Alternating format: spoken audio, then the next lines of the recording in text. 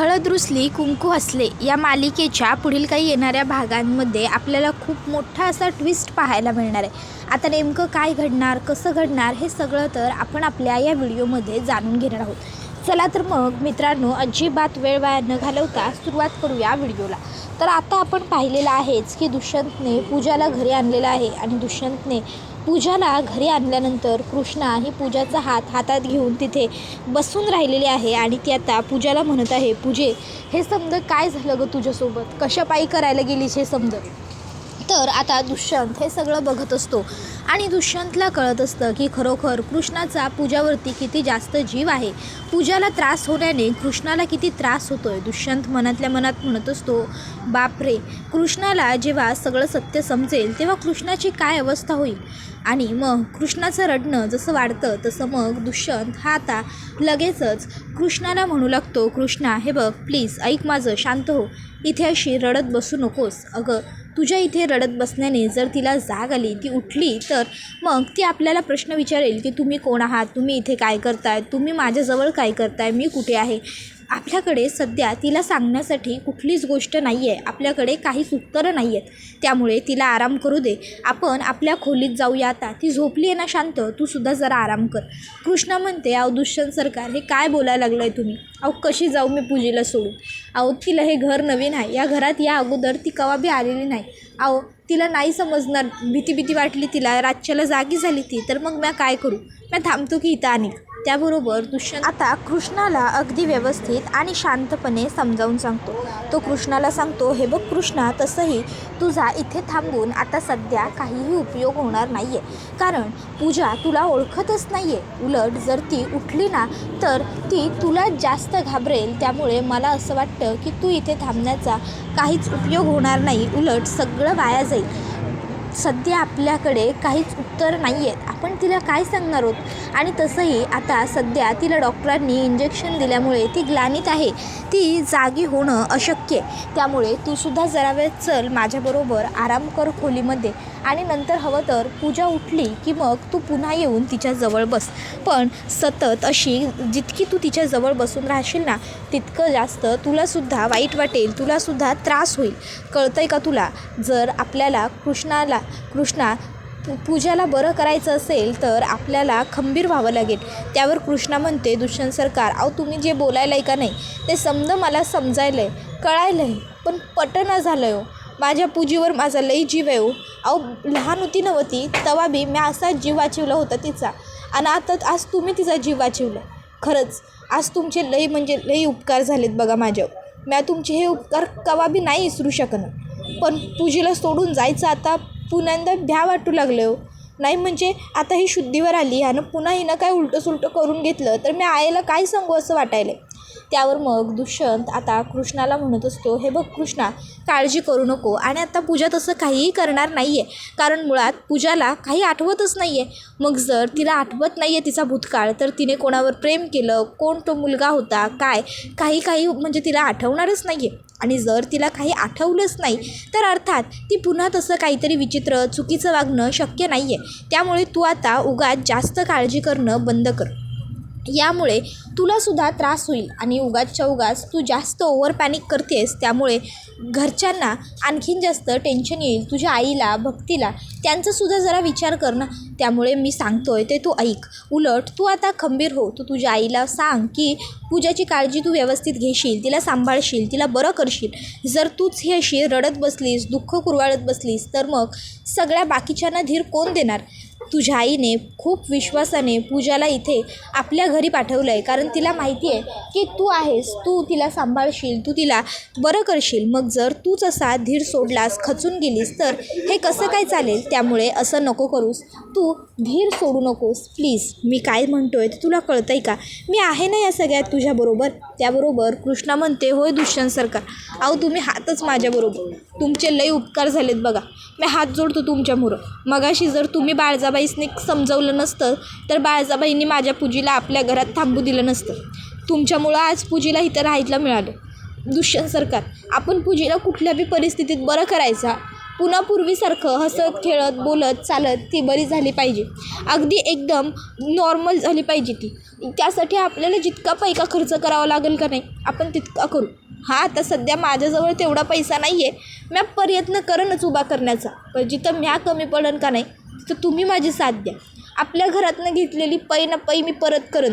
आता जसं मी कर्ज घेतलं होतं माझ्या बासाठी, ते कर्ज मी फेडतोय ना लग्नानंतर बी तुमचं, तसंच माझ्या पूजीचं कर्ज बी नक्की फेडेन.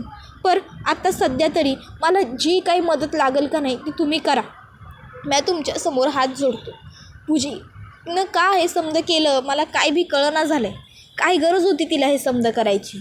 नाही मला मान्य आहे प्रेम होतं त्या पोरावर, पण जो पोरगा आपल्याला लग्नाच्या आधीच साथ देऊ शकत नाही तो पोरगा आपल्याला लग्नानंतर काय साथ देईल. एक तुम्ही ज्यांनी माझ्या गळ्यात पाठचा पुढचा कुठला बी विचार न करता मंगळसूत्र घातलं आणि मला बायको म्हणून घरात आणून माझ्याबरोबर नातं टिकवण्याचा प्रयत्न केला, आणि दुसऱ्या बाजूला तो नीच माणूस ज्यानं माझ्या बहिणीला एवढ्या मोठ्या दुःखाच्या दरीत कोसळलं, ज्यानं माझ्या बहिणीला जीव द्यायला मजबूर केलं. देव त्याचं कधी बी भलं नाही करणार. एखाद्याला असं दुःखात ढकलून कुणीच सुखी नाही राहू शकत, आणि तो पोरगा तर नाहीच राहणार ज्यामुळं माझ्या पूजीवर ही अवस्था आली. माझ्या पूजीनं हे समज करून घेतलं. माझी पूजी लई चांगली आहे बघा दुष्यंत सरकार. तिच्या मनात कधी खोट नसते.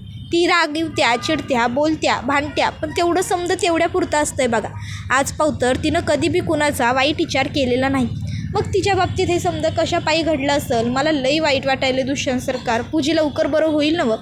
त्याबरोबर दुसऱ्या बाजूला बाळजाबाई ह्या फोनवरती बोलत असतात, आणि आता त्या फोनवरती रात्री एकट्याच बाहेर उभं राहून बोलत असतात. हो तुम्ही तर अगदी उत्तम काम केलंच आहे की. हो, आणि त्याचा योग्य तो मोबदला तुम्हाला मिळणार डॉक्टर साहेब. हो मग तुम्हाला मोबदला न मिळता आम्ही करणार तरी काय हो. तुम्ही काळजी करू नका. सकाळी आमचा माणूस तुमच्याकडे तुमचं पाकीट घेऊन पोहोचलेला असेल. हो ठावा आम्हाला जोखमीचं काम होतं, पण आमचा विश्वास आहे पाटील साहेब तुमच्यावर. तुम्ही त्या हॉस्पिटलात हायसा म्हणूनच तर मी तिथं पाठवली नवं माझ्या पोरीला. होय नाही काळजी करूच नका. हे समजा बाहेर यायला कुणाला कळायला तर हवं नवं. ह्यो विषय फक्त तुम्हासनी आणि आम्हासनी ठावाय. आम्ही तर कुणाला सांगायला जायचो नाही, आणि तुम्ही कुणाला सांगाल असं आम्हासनी वाटत नाही. मग तुम्ही बी बोलणार नाही, आम्ही बी बोलणार नाही. विषय बाहेर येण्याचा सवाल पैदा होतोच कुठं. कळायला नवं तुम्हासनी आम्हासनी काय म्हणायचं आहे ते. आणि राहिला प्रश्न तुमच्या बदलीनं होण्याचा, तुमची बदली थांबविण्याचा, तर ह्यो बाळजाबाईंचा शब्द आहे तुम्हासनी की तुमची बदली ह्याच वर्षी काय पुढचं 5 वर्ष कुठं बी होणार नाही. तुम्ही आमच्याच गावाच्या जिल्हा रुग्णालयात काम करणार. मग तर झालं ना आता काळजी करायची नाही काय. आता आढळराव जेव्हा बाळजाबाईंचं हे सगळं बोलणं ऐकतात तेव्हा आढळरावांच्या लक्षात येतं नक्कीच या सगळ्यामध्ये बाळजाबाईंचा हात आहे. मग बाळजाबाईंनी ज्या डॉक्टरांना फोन केला होता आढळरावांकडे सुद्धा त्या डॉक्टर साहेबांचा नंबर असतो. आढळराव त्या डॉक्टरांना फोन करतात आणि मग विचारतात, काय डॉक्टर पाटील काय लावलं आहे, काय कळालं आहे आम्हासनी बी काय त्या पोरीला बाळजाबाईंनी पाठवली होती तिच्याबद्दल काय खोटं बोलला. आता आधी तर डॉक्टर आढळरावांबरोबर खोटं बोलण्याचा प्रयत्न करतात, पण मग आढळराव डॉक्टरांना सांगतात, नाही बोला आमच्याशी खोटं बोलल्याबरोबर आमचा काही हरकत नाही, पण एक गोष्ट ध्यानात ठेवून खोटं बोला का आम्ही बी तुमची बदली करू शकतोय, एवढी ताकद तर आमच्यात बी आहे. मग शेवटी आता डॉक्टर साहेब म्हणायला लागतात, हे बघा तुम्ही असं म्हणू नका थोरले सरकार. मी तुम्हाला खरं सांगतो ना, तुमच्याशी खोटं बोलून मला काय मिळणार आहे. बाळजाबाईंनी एका मुलीला माझ्याकडे पाठवलं होतं आणि मला सांगितलं होतं की हिला खोटं हॉस्पिटलात दाखल करून घ्यायचं.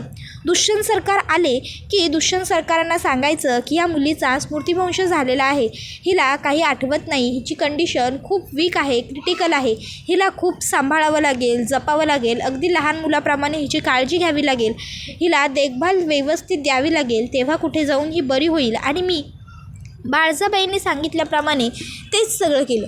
तुम्हाला तर माहिती आहे जर बाळजाबाईंचं नाही ऐकलं तर काय होतं ते. त्यावर मग आढळराव डॉक्टरांना म्हणत असतात, डॉक्टर साहेब एक गोष्ट लक्षात ठेवा, तुम्हाला माणसं देवाच्या समान मानतात, देवाचा दर्जा देतात, त्यामुळं कुणाची बी अशी फसवणूक करणं योग्य नाही.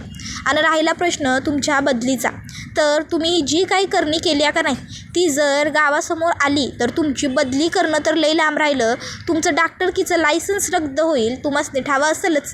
त्यामुळं आता शेवटचं सांगायलोय, पुण्या यातल्या भानगडी 12 भाकरी करायच्या नाही, कळलं ना व?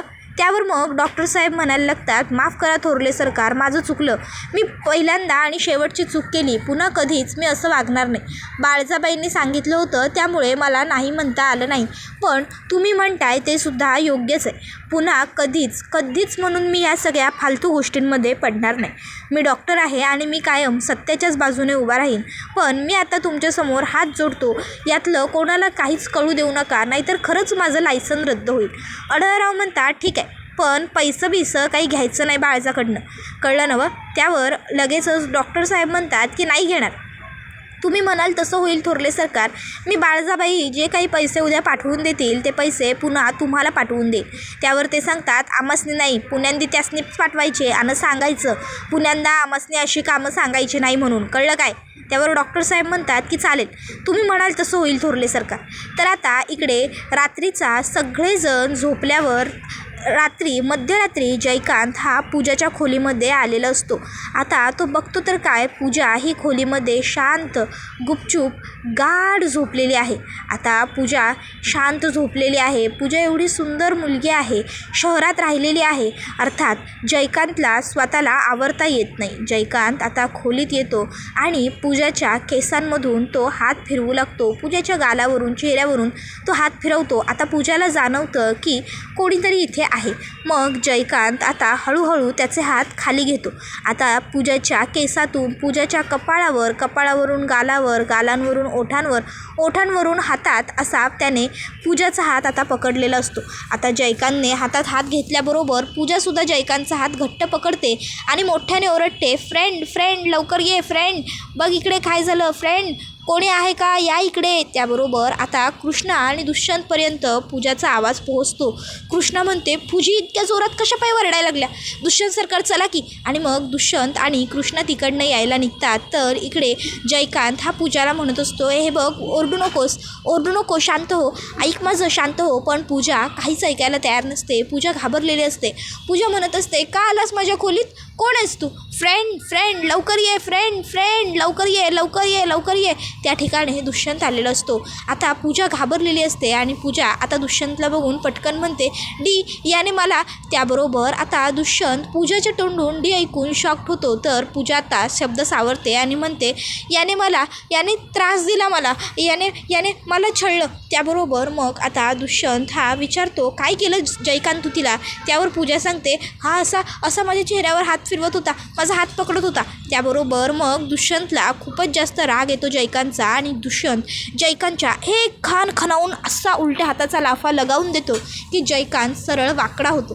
दुष्यंत म्हणत असतो, अरे निर्लज्ज नालायक माणसा, तुला लाज वाटत नाही का, ती तुझ्या वहिनीची बहीण आहे, तू तिच्याबरोबर हे असं काहीतरी फालतू वागशील का.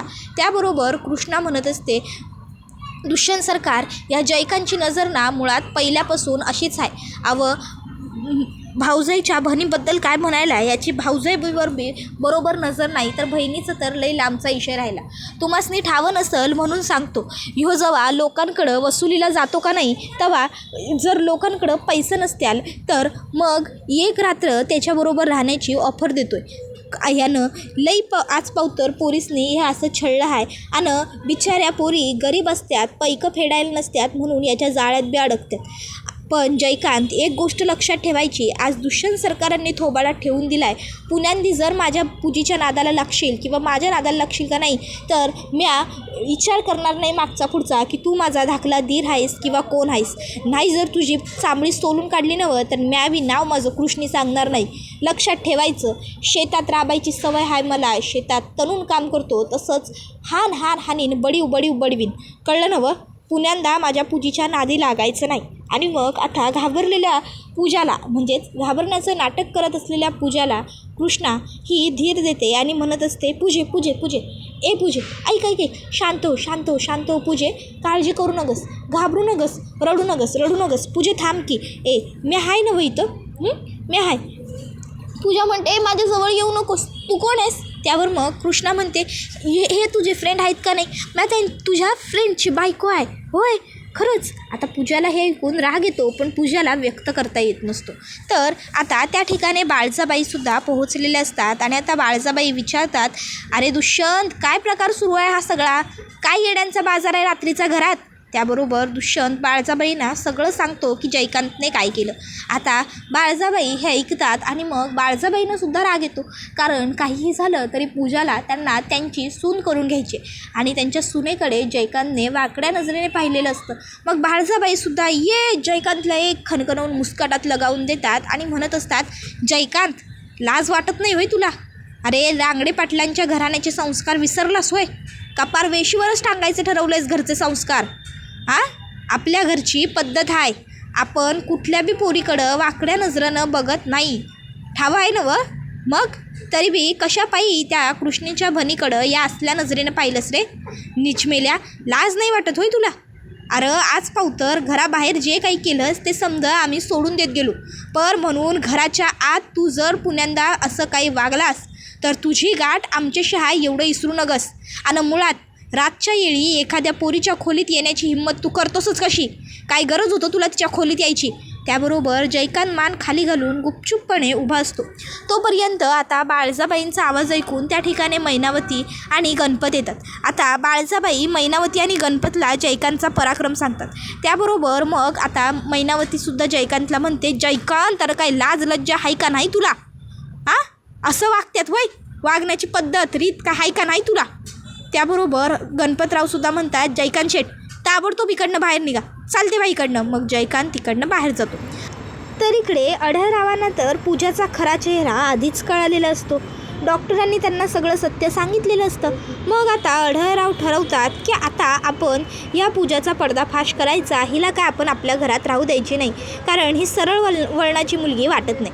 मग आता जेव्हा आपापल्या खोलीत झोपायला सगळेजण जात असतात तेव्हा अढळराव कृष्णाला थांबवतात आणि कृष्णाला ते सांगत असतात की ही पोरगी खोटारडी आहे, ही पोरगी नाटक करायला आणि तुझ्या सासूची या पोरीला साथ आहे, हे समद नाटक आहे. त्याबरोबर कृष्णा म्हणते, नाही हो थोरले सरकार, असं कसं होईल?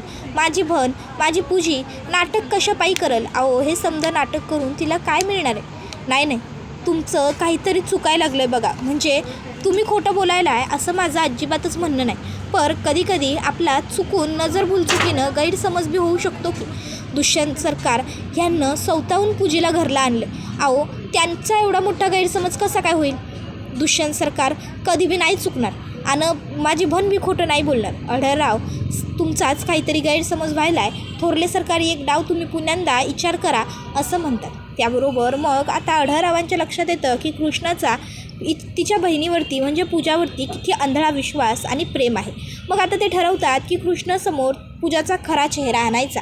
मग त्यासाठी आता ते पूजाला दुष्यंतच्या नावाने एक खोटं पत्र लिहितात आणि त्यामध्ये त्यांनी लिहिलेलं असतं, आज मी पुन्हा त्याच ठिकाणी जातो आहे ज्या ठिकाणी तू माझ्या लग्नाच्या दिवशी येऊन मला भेटली होतीस. जेव्हा तू मला सांगत होतीस की तुझं माझ्यावर प्रेम आहे, मी तुझं ऐकलं असतं तर कदाचित आज ही वेळ आपल्यावर ओढावली नसती. आज असं वाटतं आहे की तुला घट्ट मिठी मारावी आणि सगळं मनातलं खरं सांगून टाकावं, जोरजोराने आय लव्ह यू म्हणावं. पण आज मी ते सगळं नाही करू शकत, कारण तू आज इथे येणार नाही आणि तुला काही आठवत नाही. त्याबरोबर हा व्हिडिओ इथेच संपतो. धन्यवाद.